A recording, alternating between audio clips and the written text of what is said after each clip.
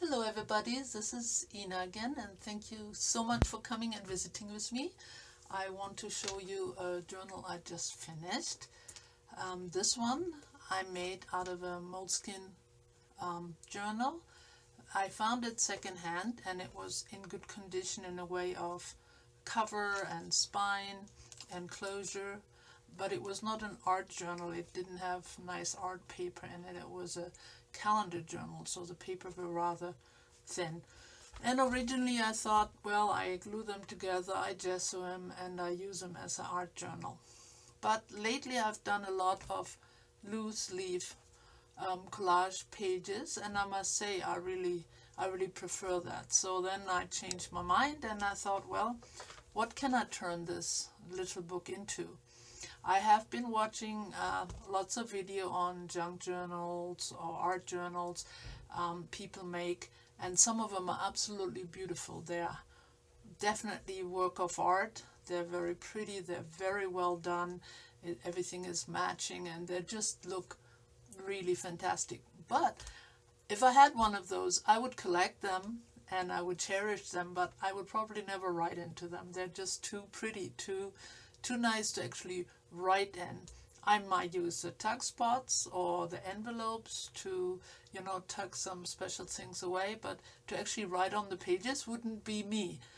Now, everybody's different, and for some others it's a pleasure, and that's, of course, perfectly fine. But for me, I thought, what if I make a journal with those little tuck spots and little pockets, which I really like, and make it look nice too, not just, functional, but leave out those journal pages I probably would never use anyhow, and instead put some loose leaf journal pages inside somewhere in a pocket to use as I please. Because if I do that, my journal could change its let's say its theme or what I use it for at any time. So then I was thinking, well, if I post this video, what would I call it? If I call it a pocket journal, it seems to indicate it's small enough to put in my pocket. That's not really it. And I searched around on YouTube a little bit, and I couldn't really find anything which would be clear. So, well, I'm just going to call it an altered journal. I will first show you the album and what I changed and what it looks like now, and then I will also take you through a few steps on how I did it. So this is the cover. In this case, I covered the corners with some painter's tape because I wanted it to still match the back. I didn't do anything really to the back, so that it still kind of is more uniform. And then I used acrylic paints, a printed image, just some little bits of paper, some tissue paper, and just put it together. I did use some texture paste here, and I quite like the way it came out. I did a little stamping too, and then of course these two metal elements.